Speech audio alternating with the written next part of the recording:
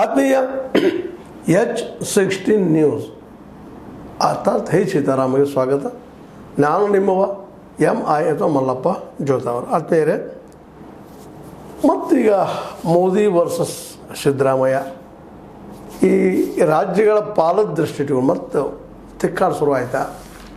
ಯಾಕೆಂದರೆ 41 ಇದ್ದಿದ್ದು 40% ಮಾಡುವಂಥ ಪ್ರಯತ್ನವನ್ನು ಮೋದಿಯವರ ಸರ್ಕಾರ ಮಾಡಲಿಕ್ಕತ್ತದ ಅಂತೇಳಿ ಒಂದು ಏನು ಅಥವಾ ಗುಲ್ಲ ಎದ್ದ ತಕ್ಷಣ ಈಗ ಮತ್ತೆ ಸಿದ್ದರಾಮಯ್ಯನವರು ಕೆಣಕಿದ ನಾಗಿನಗತೆ ಬುಸ್ಬಿಡ್ತಾ ಇದ್ದಾರೆ, ತಪ್ಪು ಮಾಡ್ತಾ ಇದ್ದಾರೆ. ಇವರು ಗ್ಯಾರಂಟಿಗಳು ನಿಲ್ಲಿಸಿ ಆದಷ್ಟು ತಮ್ಮ ಲಾಭ ಮಾಡ್ಕೊಳ್ಕಿದ್ದಾರೆ. ರಾಜಕೀಯವಾಗಿ ಅನುದಾನ ಕೊಡೋದಿಲ್ಲ ಗ್ಯಾರಂಟಿ ಇದ್ದವರಿಗೆ ಎನ್ನುವಂಥ ಮಾತುಗಳು ಇನ್ನೂ ಎಲ್ಲ ತೆಗೆದುಕೊಂಡಿದ್ದಾರೆ. ಅದು ನಮ್ಮ ಹಕ್ಕು ಅನ್ನುವಂಥ ಮಾತು ಮಾತಾಡ್ತಾ ಇದ್ದಾರೆ. ಜೊತೆಗೆ ನಮ್ಗೆ 50% ಕೊಡಬೇಕು ನಮ್ಮದು ಅಂತ. ಯಾಕಂದ್ರೆ ವರ್ಷಕ್ಕೆ ನಾವು 4 ಲಕ್ಷ ಕೋಟಿ ರೂಪಾಯಿ ಟ್ಯಾಕ್ಸ್ ಕೊಡ್ತೀವಿ, ನಮ್ಗೆ ಅರ್ಧ ಕೊಡ್ರಿ, ಇಲ್ಲ ನಮ್ಮ ರಾಜ್ಯಕ್ಕೆ ಬಿಟ್ಟು ಕೊಡ್ರಿ ಅಂತ. ಇಲ್ಲ ರಾಜ್ಯಕ್ಕೆ ಏನು ಕೊಡ್ತಾನ, ಇಲ್ಲ ನೀವು ಸಾಲದ ಉಪಯೋಗ ಕೊಡಬೇಕು, ಮತ್ತೇನು ಕೊಡಬೇಕು ಅಂತ ನಮ್ಮ ಪಾಲು ನಮಗೆ ಕೊಡ್ರಿ, ಅದೇ ಆಗ್ತಾಯಿಲ್ಲ ಅನ್ನುವಂಥ ಮಾತು ತೆಗಿತಾ ಇದ್ದಾರೆ. ಜೊತೆಗೆ ಇನ್ನೂ ಅನೇಕ ವಿಷಯ ಚರ್ಚೆ ಮಾಡ್ತಾ ನಮ್ಮ ಪಾಲಿಗೆ ಇಲ್ಲಿವರೆಗೆ ಎಷ್ಟು ಲಾಸ್ ಆಗೈತೆ ಅಂದ್ರೆ 68,775 ಕೋಟಿ ರೂಪಾಯಿ ಲಾಸ್ ಆಗಿದೆ ನಮಗೆ ಕಳೆದ 5 ವರ್ಷಗಳಲ್ಲಿ. ಇವರು ಸರಿಯಾಗಿ ಪಾಲ ಕೊಡಲಾರ್ದು ಒಂದು ವಾದ ಮಂಡಿಸ್ತಾರೆ. ಯಾಕಂದರೆ 4 ಲಕ್ಷ ಕೋಟಿ ರೂಪಾಯಿ ನಾವು ವರ್ಷಕ್ಕೆ ಟ್ಯಾಕ್ಸ್ ಕಿಟ್ಟು ನಮಗೆ ಬರಬೇಕಾದ ಬರ್ತಾಯಿಲ್ಲ, ಕೇವಲ 15% ಬರ್ತಾಯಿದೆ. ಇದರೊಂದಿಗೆ ಇನ್ನೊಂದು ಏನು ಮಾಡ್ತಾ ಇದ್ದಾರಪ್ಪ ಅಂದರೆ ಕೇಂದ್ರದವರು ದಕ್ಷಿಣ ಭಾರತದ ಎಲ್ಲ ರಾಜ್ಯಗಳ ಇನ್ನೂ MP ಸೀಟ್ನ ಕಡಿಮೆ ಮಾಡೋದು ಸಾಧ್ಯವು ಕಾಣ್ತಾ ಇದ್ದಾವೆ. ಇದು ಸಹಿತ ಇವತ್ತು ದಕ್ಷಿಣ ಭಾರತದಲ್ಲೇ ವಿಶೇಷವಾಗಿ ಒಂದು ಕಿಚ್ಚು ಕಾರಣ ಆಗಲಿಕ್ಕಂತ. ಈ ಕರ್ನಾಟಕದಲ್ಲಿ 28, 26, ವೆಸ್ಟ್ ಬಂಗಾಳದಲ್ಲಿ ಕಡಿಮೆ ಮಾಡುವಂಥದ್ದು, 42, 40, 38, 36 ಮಾಡುವಂಥದ್ದು, ಜನಸಂಖ್ಯಾ ಪ್ರಮಾಣದಲ್ಲಿ ಇಲ್ಲ ಅಂತೇಳಿ ಡಿವೈಡ್ ಮಾಡ್ತಾ ಇರೋದು, ಉತ್ತರದ ಕ್ಷೇತ್ರಗಳಲ್ಲಿ ಹೆಚ್ಚು ಮಾಡ್ತಾ ಇರೋದು, ಕ್ಷೇತ್ರ ಮರು ವಿಂಗಡಣೆ ಇಲ್ಲೂ ಸಹಿತ ರಾಜಕೀಯ ಮಾಡ್ತಾ ಇದ್ದಾರೆ. ಯಾಕೆಂದರೆ ಉತ್ತರದಲ್ಲೇ BJPಗೆ ಅನುಕೂಲ ಆಗುವಂಥ ವಾತಾವರಣ ಅದು. ಹೀಗಾಗಿ ನಮ್ಮ ಸರ್ಕಾರ ಸದಾ ಇರಬೇಕು, ಆಡಳಿತ ಇರಬೇಕು ಅನ್ನೋ ದೃಷ್ಟಿ ಇಟ್ಕೊಂಡು ಈ ರೀತಿ ಮಾಡ್ತಾಯಿದ್ದಾರೆ. ಇದು ಮಾಡಿಕೊಡೋದಿಲ್ಲ ನಾವು. ರಾಜ್ಯಗಳಂದ್ರೆ ಕೇಂದ್ರಕ್ಕೆ ಏನು ಮಾಂಡಲಿಕರಲ್ಲ, ಸಂಸ್ಥಾನಿಕರಲ್ಲ, ಅವ್ರಿಗೆ ತಮ್ಮದೇ ಸ್ವಾತಂತ್ರ್ಯ ಅದ ಅನ್ನುವಂಥ ಮಾತನ್ನು ಹೇಳ್ತಾ ಇದ್ದಾರೆ. ನಾವು ಮನಸ್ಸು ಮಾಡಿದರೆ ಬೇಕಾದ ಮಾಡ್ಬೋದು ಅಂತೇಳಿ.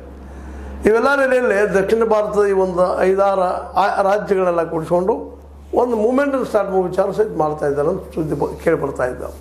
ನಿಜವಾಗಿಯೂ ಇದು ಕೇಂದ್ರ ಸರ್ಕಾರಕ್ಕೆ ಚಾಲೆಂಜ್ ಅಂತ ಅನ್ನುವಂಥದ್ದು.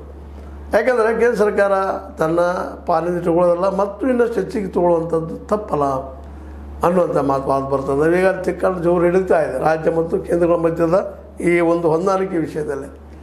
ಅದರಲ್ಲೂ ಕೇಂದ್ರದ ಕೈಯಲ್ಲಿ ರಾಜ್ಯಗಳು ಹಿಡಿದಿಟ್ಕೋಬೇಕು ಅನ್ನುವಂಥ ಮನಸ್ಥಿತಿ ಕೇಂದ್ರ ಸರ್ಕಾರದಿರುವುದರಿಂದಾಗಿ ಸಹಜವಾಗಿ ಈ ತಿಕ್ಕಾಟು ಇನ್ನೂ ಹೆಚ್ಚಾಗುವ ಸಾಧ್ಯತೆಗಳಿದ್ದಾವೆ.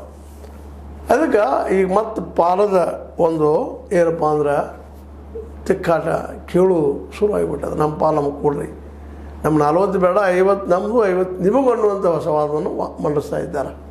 ನಮ್ಮ ಪಾಲು 50-50 ಕೊಡ್ರಿ, ನಿಮ್ಮ ಉಳಿದಿಟ್ಟು ಕೊಡ್ರಿ ಮಾಡಿರಿ ಅಂತೇಳಿ ಈ ಒಂದು ಹೊಸ ವಾದದಿಂದ ಎಲ್ಲಿನ ಆಗ್ಬೋದು. ಯಾಕಂದರೆ ದಕ್ಷಿಣ ಭಾರತದ ಹೆಚ್ಚು ಕಡಿಮೆ ಎಲ್ಲನೂ ಇವತ್ತು ತಮಿಳುನಾಡು ಇರ್ಬೋದು, ಕರ್ನಾಟಕ ಅಂತ ಇದ್ದೇ ಇದೆ, ಕೇರಳ ಆಗಿರ್ಬೋದು, ತೆಲಂಗಾಣ ಆಗಿರ್ಬೋದು, ಅದ್ರ ಜೊತೆಗೆ ನಮ್ಮ ಏನಪ್ಪ ಅಂತಂದ್ರೆ ಕೇರಳ ಆಗಿರ್ಬೋದು.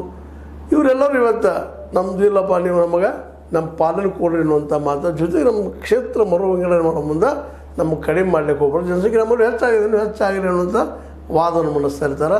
ನಾವು ಅದನ್ನು ಒಪ್ಪುವುದಿಲ್ಲ.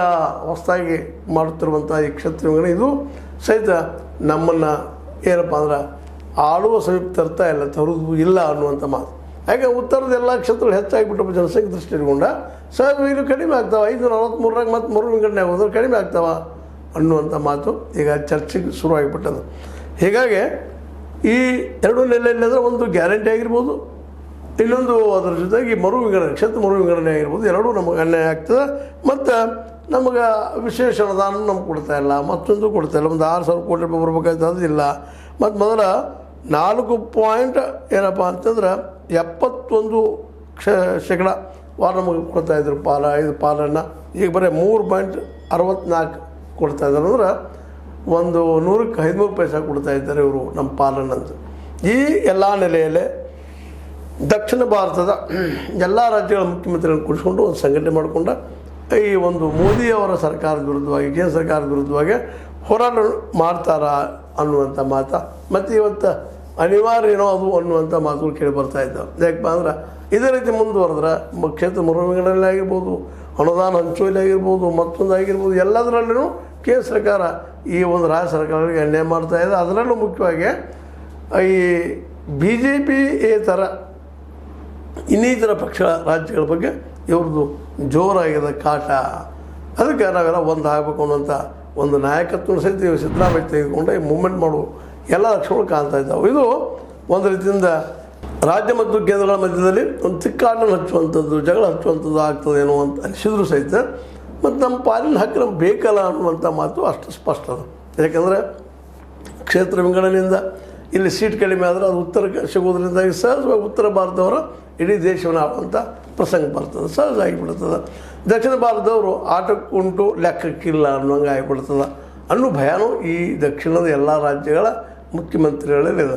ಅದರಲ್ಲೂ ಇಲ್ಲಿವರೆಗಿನ ಒಂದು ರಾಜಕೀಯ ಇತಿಹಾಸ ನೋಡಿದ್ರೆ ಉತ್ತರ ಭಾರತದ ರಾಜಕಾರಣವನ್ನು ಹೆಚ್ಚು ಡಾಮಿನೆಂಟ್ ಆಗ್ತಾಯಿದೆ. ಇತ್ತೀಚೆಗಂತೂ ಈ ಒಂದು ವಿಶೇಷ ಡೆವಲಪ್ಮೆಂಟ್ ಆಗುವುದನ್ನು ನಾವು ಗಮನಿಸ್ತಾ ಇದ್ದೀವಿ. ಈಗ ನಮ್ಮ ರಿಸಲ್ಟ್ ನೋಡ್ರಿ ನೀವು, ವಿಶೇಷವಾಗಿ ಉತ್ತರದ ರಾಜ್ಯಗಳಲ್ಲೇ ಮತ್ತು ಮಧ್ಯ ಭಾರತದ ರಾಜ್ಯಗಳಲ್ಲೇ ವಿಶೇಷ BJP ಹೆಚ್ಚು ಡಾಮಿನೆನ್ಸ್ ಆಗ್ಲಿಕ್ಕತ್ತದ. ಇದಕ್ಕೆ ಕಾರಣ ಏನಪ್ಪ ಅಂದ್ರೆ ಅಲ್ಲಿ ವಿಶೇಷವಾಗಿ BJP ಪರವಾದಂಥ ವಾತಾವರಣ ಇರೋದ್ರಿಂದಾಗಿ ಅದನ್ನು ಕಂಟಿನ್ಯೂ ಮಾಡಿರುವಾಗ ಇನ್ನೂರು ಸೀಟ್ಗಳು ಹೆಚ್ಚು ಮಾಡ್ಕೊಂಡು ನಮ್ಮ ಅನುಕೂಲ ಆಗ್ಬೋದು ಅನ್ನೋ ದೃಷ್ಟಿಕೋನ ಇರ್ಬೋದು ನಮ್ಮ ಮೋದಿಯವರಲ್ಲೇ. ಅದನ್ನು ಇವತ್ತು ವಿರೋಧಿಸ್ತಾ ಇದ್ದಾರೆ. ಸಿದ್ದರಾಮಯ್ಯನವರಾಗಿರ್ಬೋದು, ಕಾಂಗ್ರೆಸ್ ಆಗಿರ್ಬೋದು, ಎಲ್ಲರೂ ನೀವು ಕ್ಷೇತ್ರ ಮರು ವಿಂಗಡಣೆ ಮಾಡೋಕ್ಕಿಂತ ಪೂರ್ವದಲ್ಲೇ ಹಲವು ಸಲ ವಿಚಾರ ಮಾಡಿರಿ, ದಕ್ಷಿಣದ ಏನು ಕ್ಷೇತ್ರಗಳಿದ್ದಾವೆ ಕಡಿಮೆ ಮಾಡಲಿಕ್ಕೆ ಹೋಗ್ಬೇಡ್ರಿ ಅನ್ನುವಂಥ ಒಂದು ವಾದನೂ ನಮಗೆ ಕೇಳ್ತಾ ಇದೆ. ಅಂದರೆ ಇದು ಅಷ್ಟು ಸುಲಭವಾಗಿ ಬಗೆಹರಿಯುವಂಥ ವಿಷಯ ಅಲ್ಲ ಅಂತ. ಒಟ್ಟಾರೆಯಾಗಿ ಈ ನಮ್ಮ ಸಿದ್ದರಾಮಯ್ಯನವರ ಮತ್ತೊಂದು ಈಗಾಗಲೇ ಹೇಳಿದಾಗ ನಿಮಗೆ ಬೇಡಿಕೆ ಅಂದ್ರೆ ಈ ನೀವು ಕೊಡುವಂಥ ಏನು 15 ಪೈಸೆ ಕೊಡ್ತಾಯಿದ್ದೀರಿ ₹1 ಅದನ್ನು 50% 50% ಅದನ್ನು ಮಾಡಬೇಕು ಅನ್ನುವಂಥ ಒಂದು ಒತ್ತಾಯವನ್ನು ಮಾಡ್ತಾ ಇದ್ದಾರೆ. ಹೀಗಾಗಿ ಇವತ್ತು ಈ ಎಲ್ಲ ದೃಷ್ಟಿ ಇಟ್ಕೊಂಡು ಮತ್ತು ನಾವು ಮಾಡಲಿಕ್ಕೆ ಆಗೋದಿಲ್ಲ, ನಾವು ಸಂಸ್ಥಾನಕ್ಕೆ ಇರಲ್ಲ, ನಾವು ನಮ್ಮ ಹಕ್ಕುಗಳನ್ನ ಮಾತ್ರ ಕೇಳ್ತಾ ಇದ್ವಿ, ನಮ್ಮ ಹಕ್ಕು ನಮ್ಗೆ ಕೊಡಬೇಕು ಅನ್ನುವಂಥ ಒಂದು ಮಾತನ್ನು ಭಾಳಷ್ಟು ದೀರ್ಘವಾಗಿ ಮಾತಾಡ್ತಿದ್ದಾರೆ ಮತ್ತು ಕೇಳೋದ್ರಲ್ಲೂ ಅರ್ಥದ. ಯಾಕಂದ್ರೆ ಈ ರಾಜ್ಯಗಳಂದ್ರೆ ಮಾಡಲಿಕ್ಕೆ ಇರಲ್ಲ, ಅವರಿಗೆ ಆಲ್ರೆಡಿ ಅವ್ರಿಗೂ ಅಧಿಕಾರ ಕೊಟ್ಟದ ನಮ್ಮ ಸಂವಿಧಾನಾತ್ಮಕವಾಗಿ ನೀವು ಆಡ್ರಿ ಅನ್ನುವಂಥ ಒಂದು ಮೆಸೇಜ್ ಕೊಡ್ತಾ ಇದ್ದಾರೆ ಮತ್ತು ಅದು ಸತ್ಯನೋದ. ಆ ದಿಶೆಯಲ್ಲೇ ಇನ್ನೂ ಏನೇ ಡೆವಲಪ್ ಆಗ್ತಾ ನೋಡಬೇಕಾಗಿದೆ. ಕ್ಷೇತ್ರ ಮರು ವಿಂಗಡಣೆ ಆಗಿರ್ಬೋದು ಮತ್ತು ಅದೇ ಕಾಲಕ್ಕೆ ಅನುದಾನದಲ್ಲಿ ಆಗಿರ್ಬೋದು, ಇವೆಲ್ಲ ದೃಷ್ಟಿಗಳು ಮತ್ತು ಗ್ಯಾರಂಟಿಗಳನ್ನ ಅವ್ರು ರಾಜ್ಯಗಳಿಗೆ ಬಿಟ್ಟಂಥ ವಿಷಯ. ಅವುಗಳಲ್ಲೂ ಸಹ ಅನುದಾನ ಕೊಡದೆ ಹೋದ್ರೆ ಮತ್ತು ಗ್ಯಾರಂಟಿಯನ್ನು ಹೆಂಗೆ ಕೊಡಲಿಕ್ಕೆ ಸಾಧ್ಯದ? ಅಂದರೆ ಇದರಿಂದ ರಾಜ್ಯ ಸರ್ಕಾರಗಳನ್ನು ಅಥವಾ BJP ಏತರ ಸರ್ಕಾರಗಳನ್ನು ತೆಗೆದುಹಾಕೋ ಪ್ಲಾನ್ ಇದ್ರಲ್ಲದ ಅನ್ನುವಂಥದ್ದು ಸಿದ್ದರಾಮಯ್ಯನ ಒಟ್ಟು ಅಭಿಪ್ರಾಯ ಅದ.